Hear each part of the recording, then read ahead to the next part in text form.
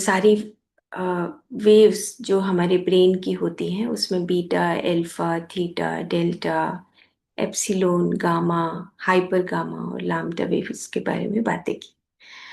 और हमने देखा कि जो हार्ट कोहेरेंस होता है उसका ब्रेन के साथ अल्फा वेव में सबसे ज़्यादा कोहेरेंस स्थापित होता है, यानी कि जब हम शांत होते हैं तब हमारा हृदय और ब्रेन आपस में बहुत अच्छा संबंध स्थापित कर पाते हैं।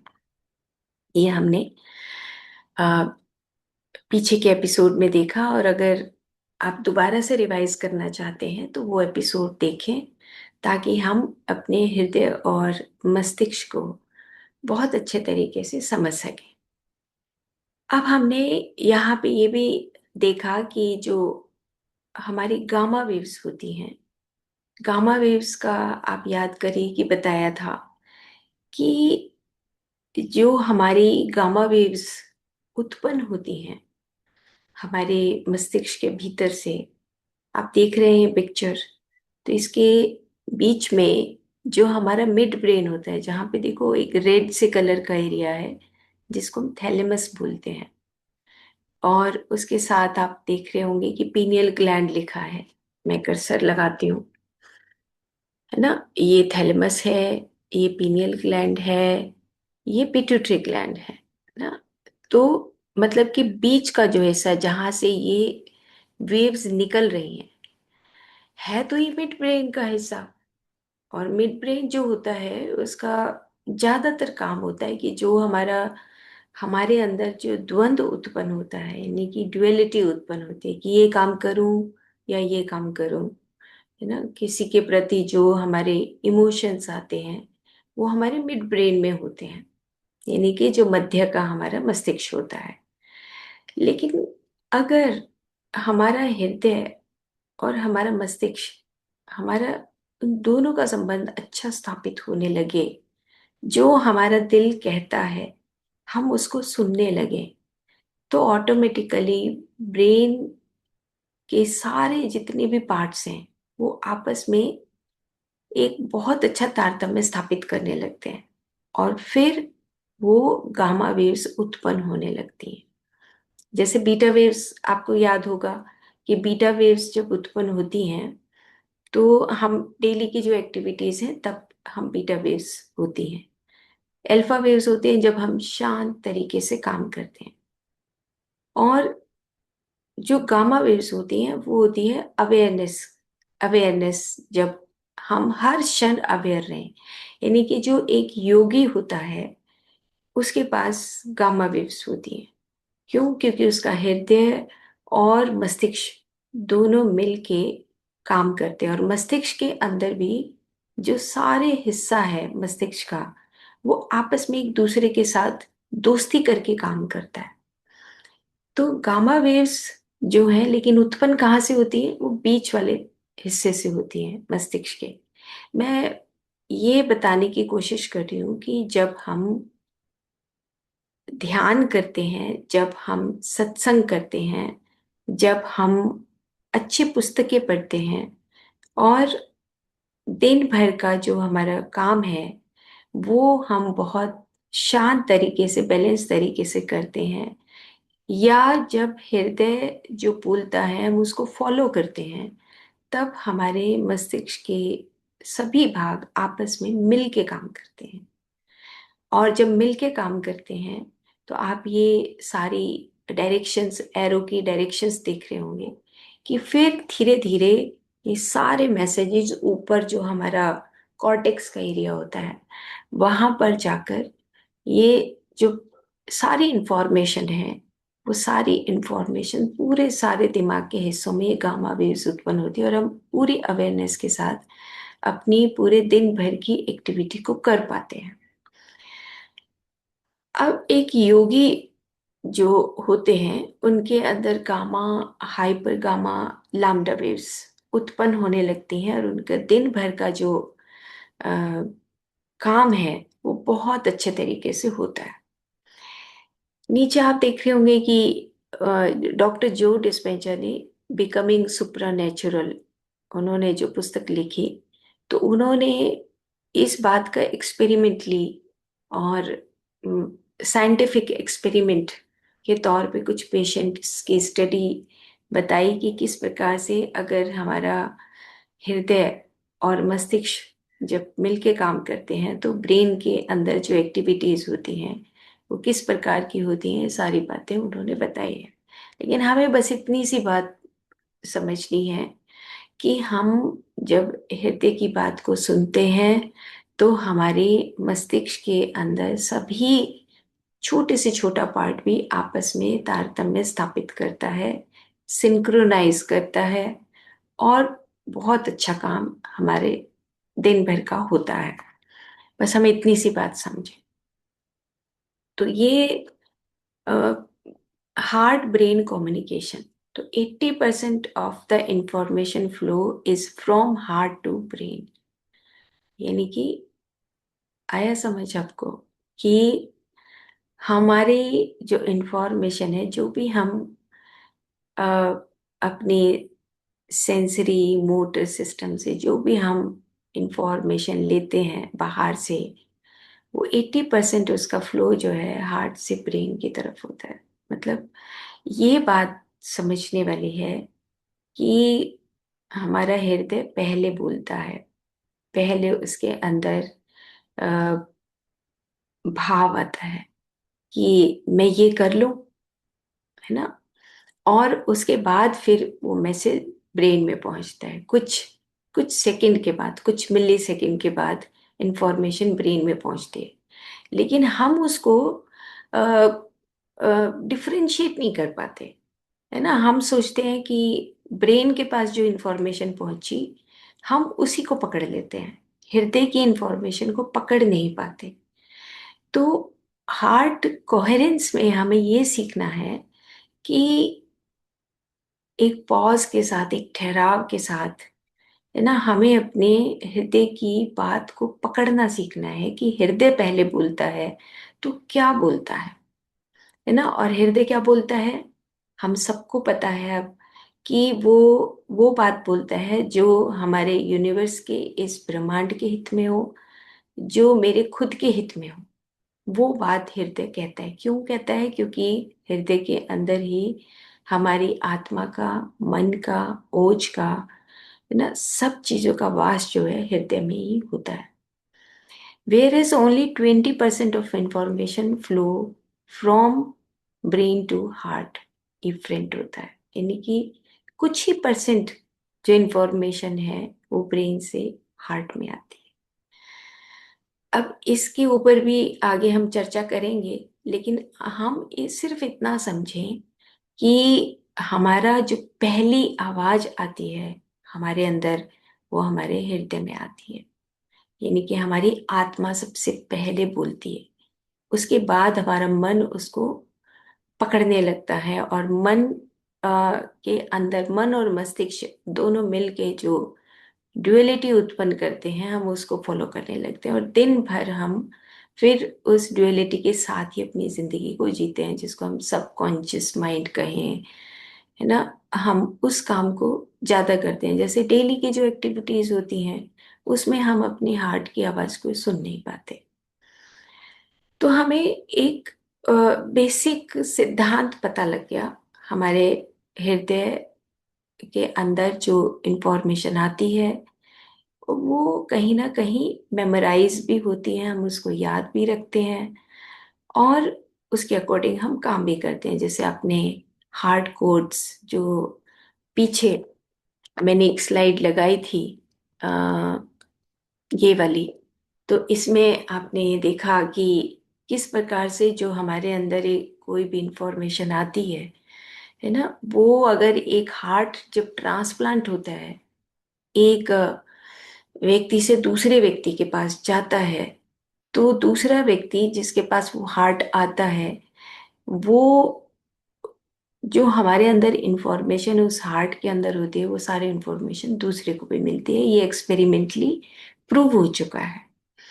तो यहाँ पर कहने का मतलब ये है कि हम जो भी अंदर से सोचते हैं, जो भी अंदर से विचार करते हैं, जो भी हमारा भाव है, वो सारा हमारे एक सेलुलर लेवल पे, हमारे शरीर के अंदर एक एक कोशिका के पास वो मैसेज पहुंचता है।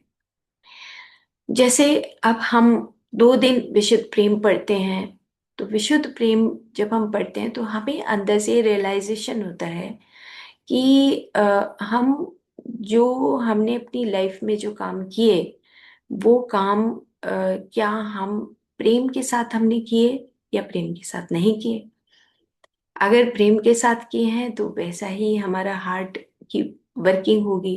और अगर प्रेम के साथ नहीं किए, मतलब के साथ किए, किसी एक्सपेक्टेशन के साथ किए, गुस्से के साथ किए, एंग्जाइटी के साथ किए, तो वैसे ही हमारे हार्ट और ब्रेन का कोहेरेंस होगा।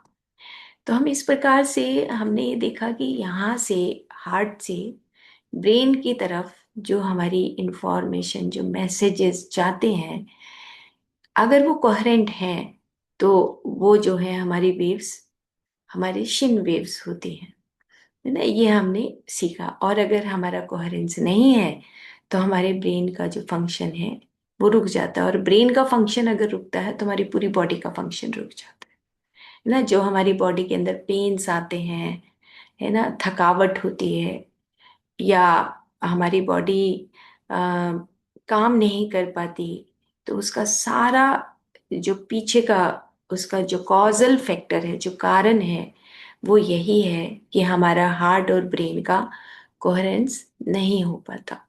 हमने ये चीज अब सीख ली है, हमें इतनी सी बात को समझ गए हैं। अब जो हार्ट का high coherence and low coherence, अब देखो कि जब हम बहुत ही शांत तरीके से काम करते हैं तो एक कोहेरेंस डेवलप होता है। जैसे हम दिन भर का जो कार्य है, चाहे वो हमारा खाना खाने का हो, चाहे किसी से दूसरे से बात करने का हो, चाहे हमारे घर का काम हो, चाहे हमारे ऑफिस का काम हो, तो जहां पर ये शिन वेव्स आप देख रहे हैं कि पहला जो पिक्चर देख रहे हैं कि हाई कोहेरेंस में हमारे हार्ट रेट आप देख रहे हैं, तो उसमें एक कोहेरेंस डेवलप होता है ना।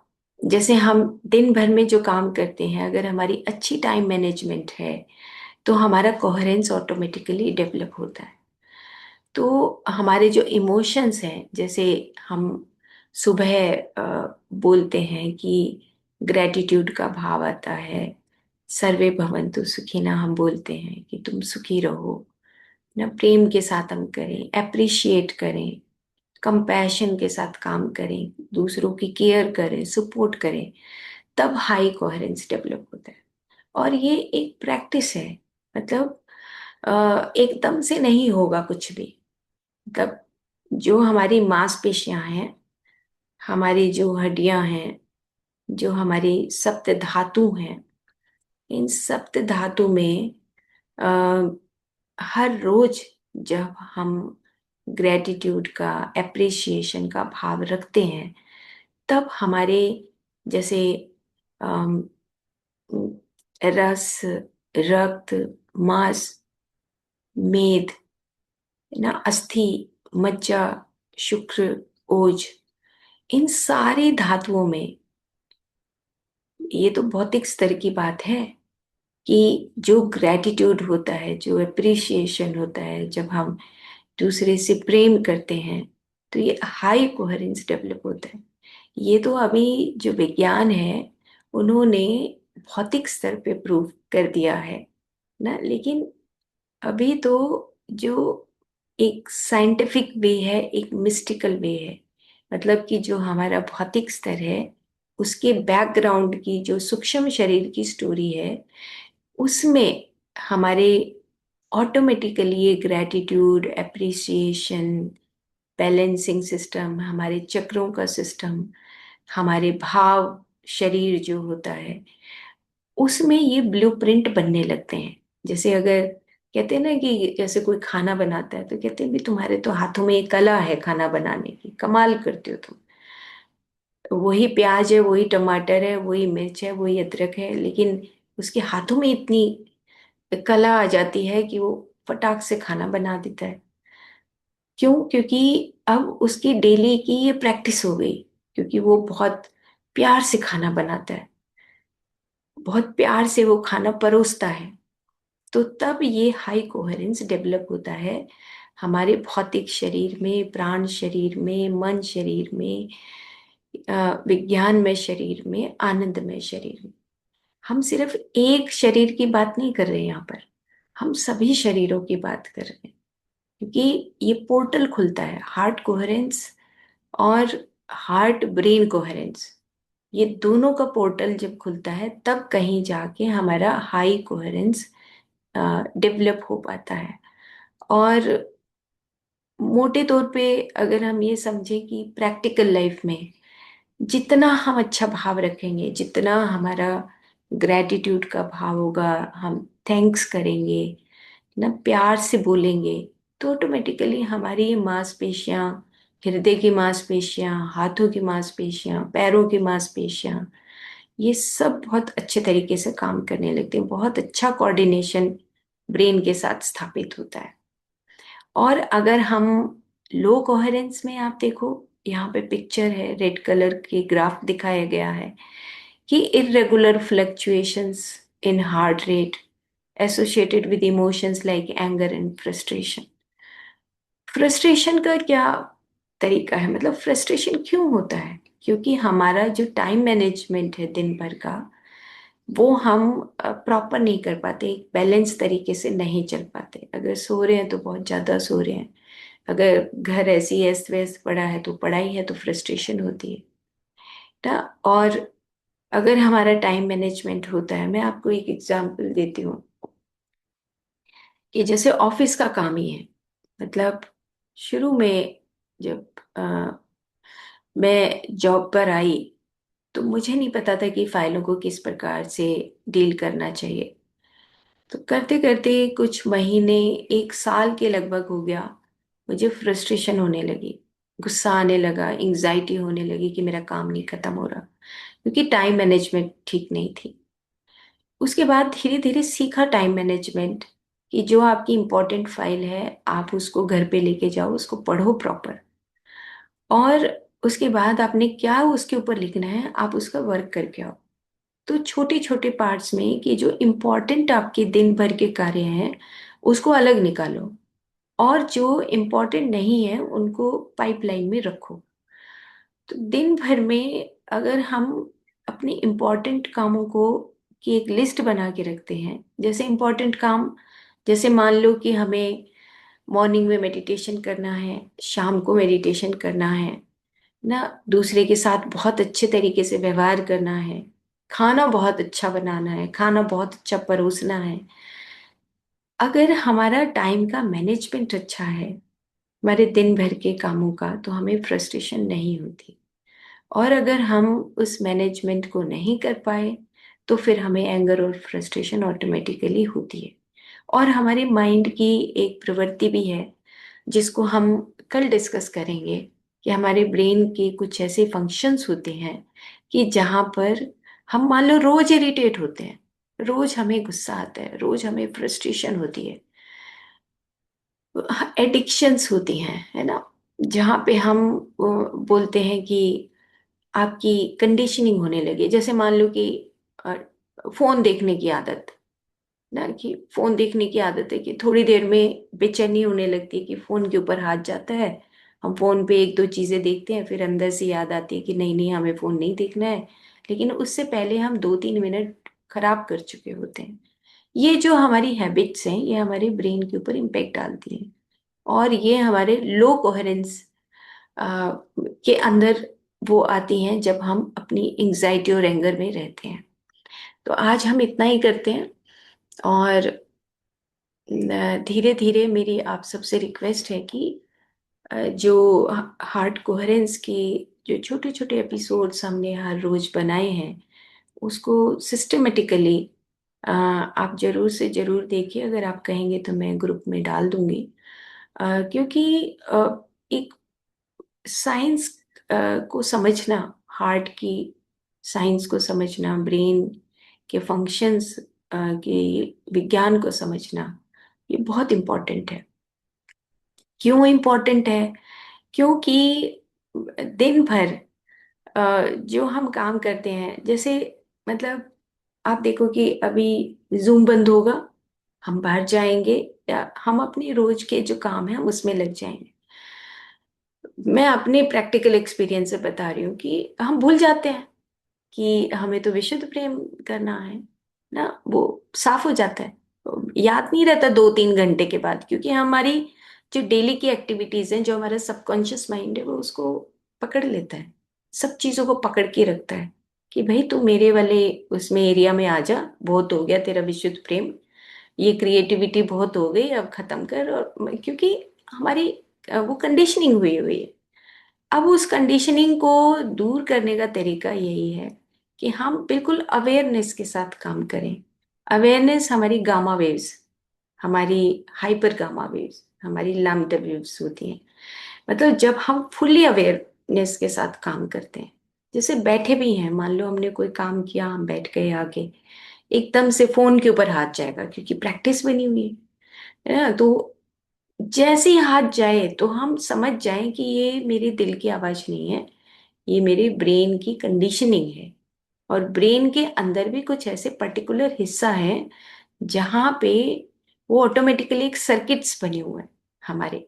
अब वो जो सर्किट्स हैं उसी में हम घूमते रहते हैं, दिन भर के काफी सारे घंटे हमारे उस सर्किट्स के अंदर घूमते रहते हैं, है ना। और जब वो उसी के अंदर घूमते हैं तो हमारी डेली का, हम अगर उस लूप से बाहर निकलना चाहें तो हमारा ब्रेन का कुछ ऐसा हिस्से वो हमें बाहर नहीं निकलने देते। ब्रेन मतलब कि मस्तिष्क और मन दोनों मिल के काम करते हैं।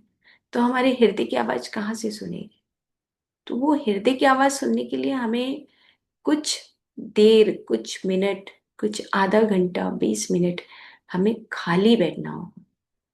खाली बैठने से, खाली बैठने का मतलब कि अपने आप को वॉच करना, अपने आप को देखना, हमें वो काम करना हो। तब जाके हम अपने हार्ट और ब्रेन कोहेरेंस को सीख पाएंगे।